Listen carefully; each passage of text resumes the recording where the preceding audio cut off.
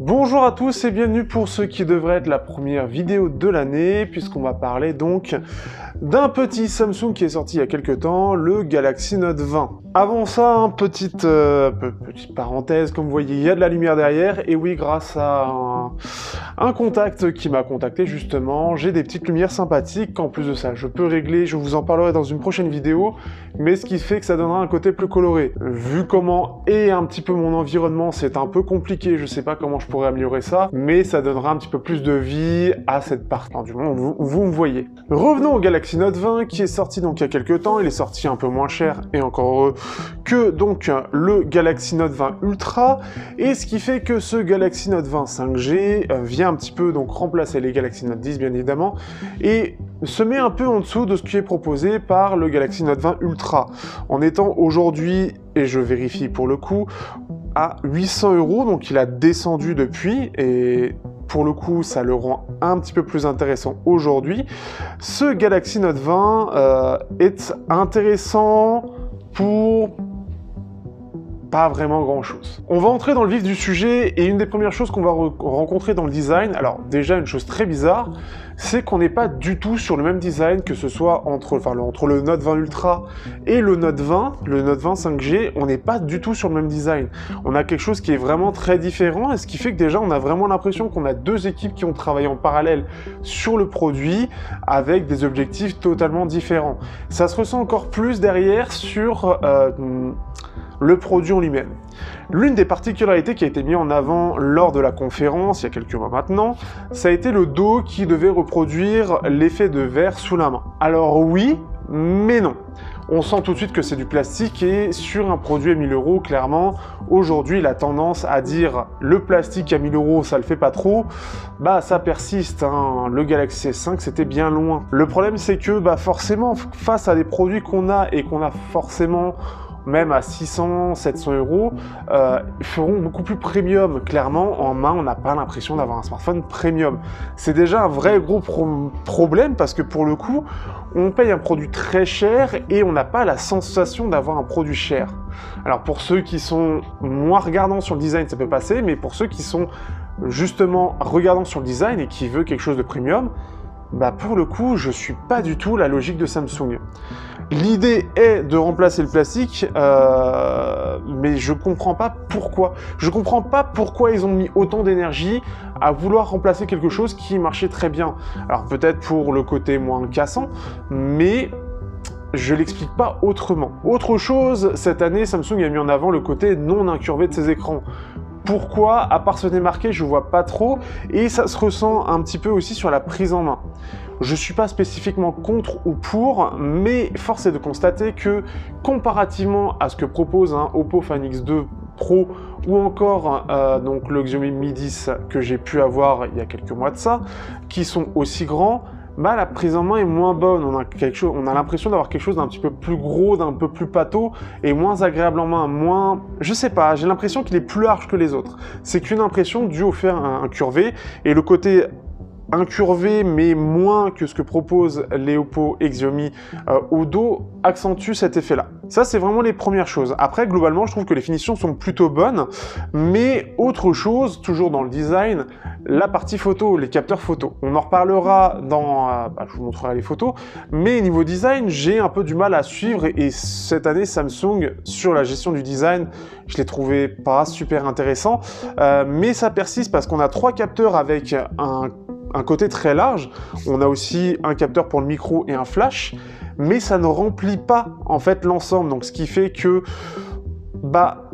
ça fait juste gros, ça fait pas très beau, il y a une sensation de vide, comme si c'était pas utilisé, comme si c'était pas rempli, ce qui fait que j'ai un peu du mal à clairement apprécier ce design à sa juste valeur.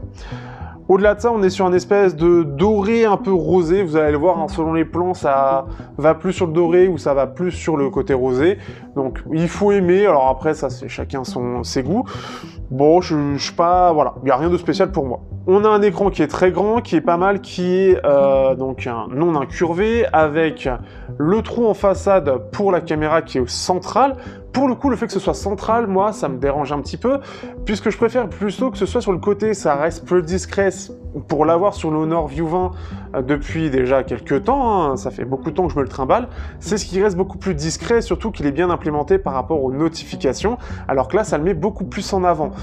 Ce qui fait que je suis pas trop pour, ça reste discret, mais le fait que ce soit central le met beaucoup plus en avant visuellement. Je préfère sur le côté, ça le rend vraiment, mais vraiment plus discret, et je le remarque beaucoup moins sur un View 20, même si je le remarque quand même.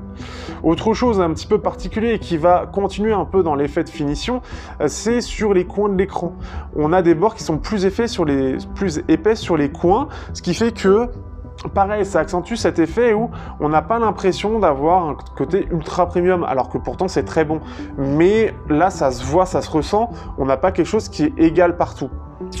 Pareil, c'est pas ouf. Alors que pourtant le menton est très petit, pas aussi petit que sur les côtés, mais il est vraiment très petit, donc ça, par contre, c'est plutôt bien. Pour la partie logicielle, on est sur du One UI 2.0, 2.5, enfin du One UI quoi.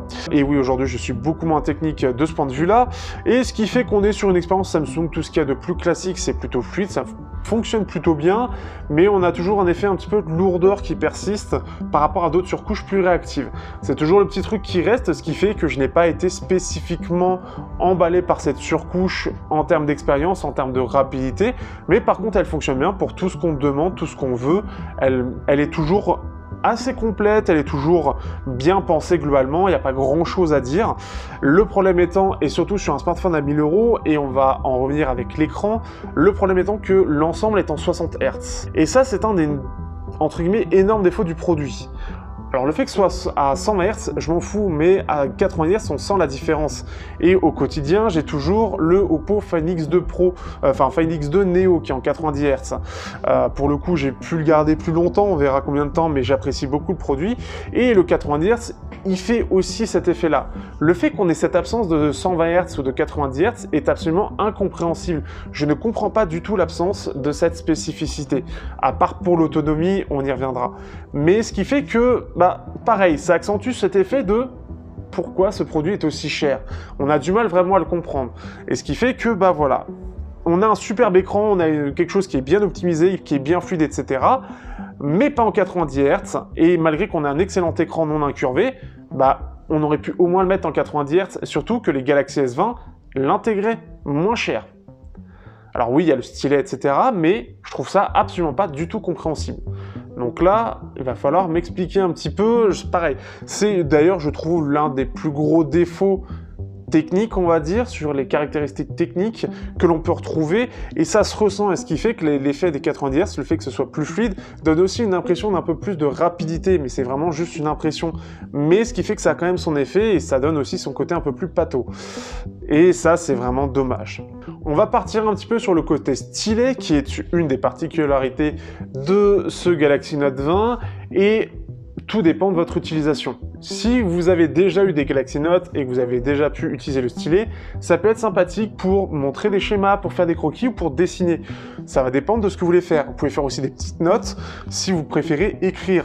Alors personnellement, je suis plus habitué au clavier, donc j'ai une très grosse habitude, ce qui fait que c'est pas sur les notes que ça va vraiment changer grand chose.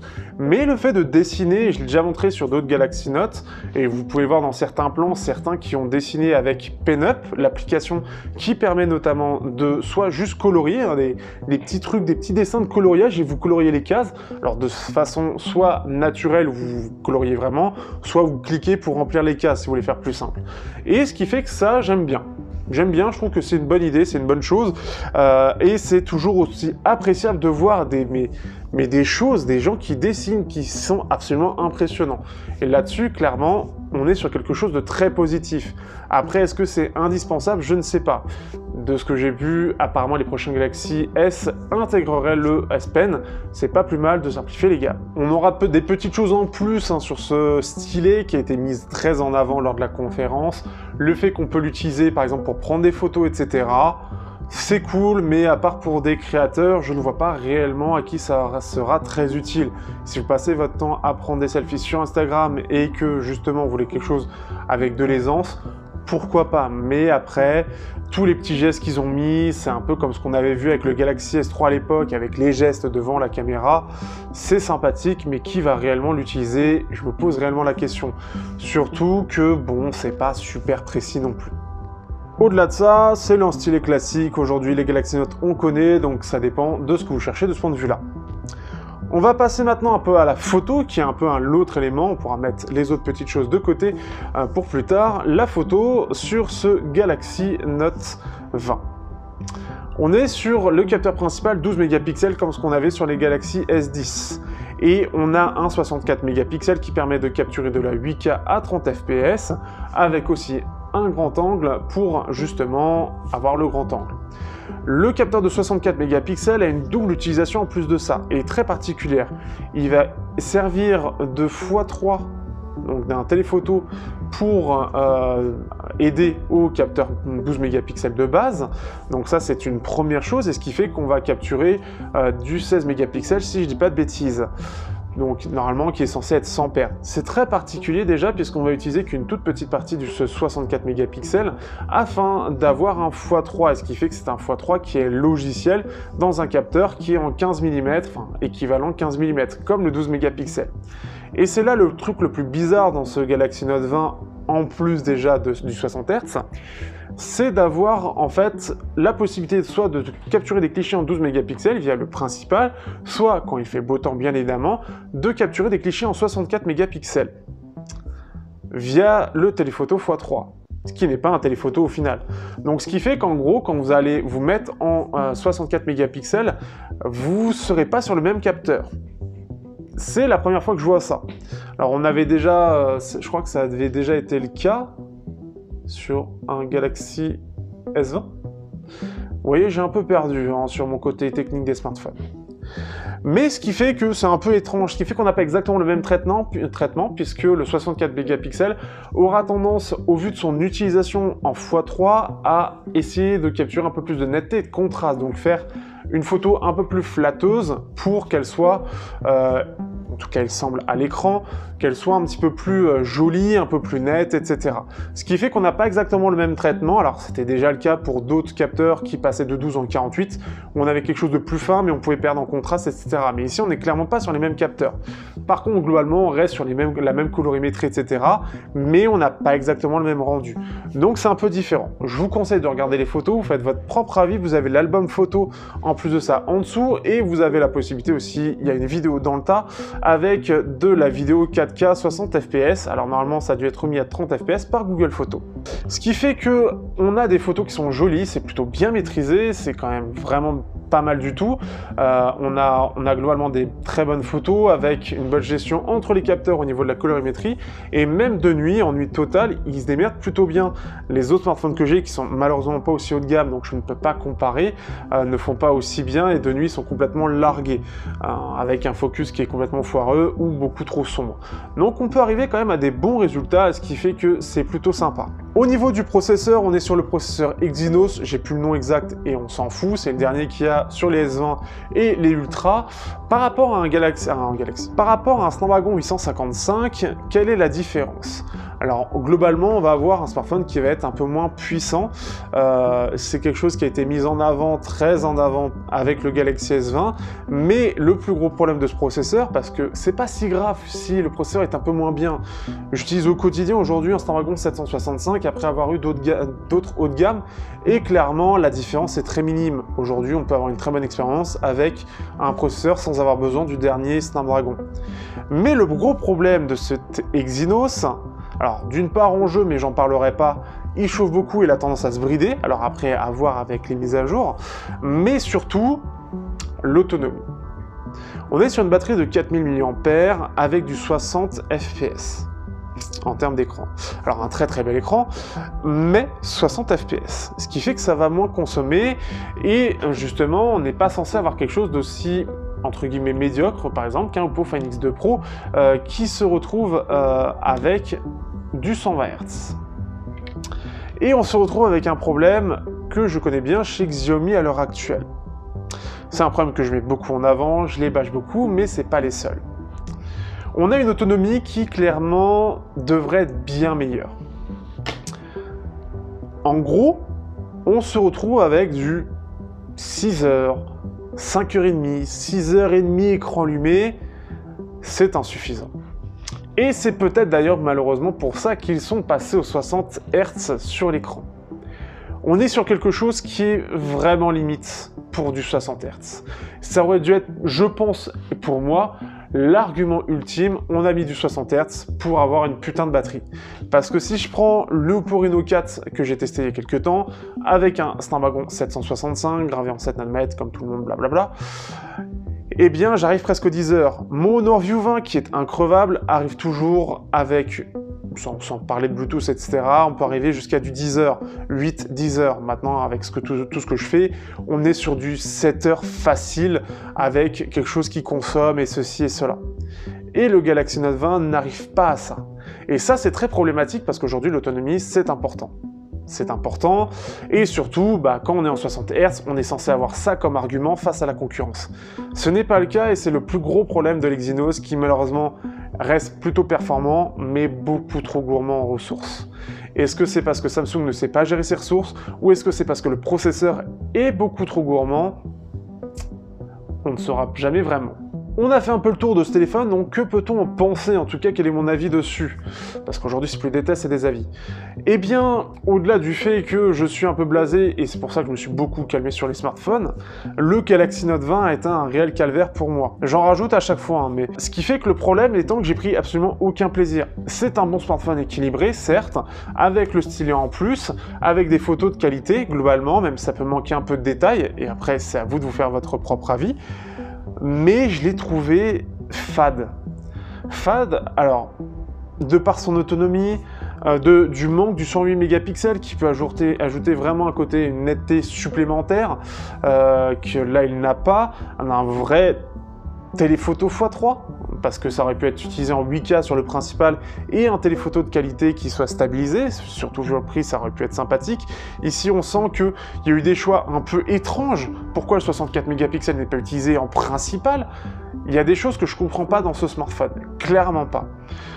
Le stylet aujourd'hui, c'est sympathique, mais je trouve que c'est très secondaire. C'est bien pour s'amuser un petit peu, pour découvrir, mais on va l'utiliser que de temps en temps. Donc après, c'est à vous de voir si c'en est un réel besoin supplémentaire. Et après, c'est un ensemble de choses qui fait que, voilà, entre l'autonomie, le processeur, le fait non incurvé, le dos plastique, c'est un ensemble de choses qui fait que je trouve qu'il vaut pas du tout son prix. C'est pas un Galaxy Note 20 pour moi, c'est un Galaxy Note 20 Lite.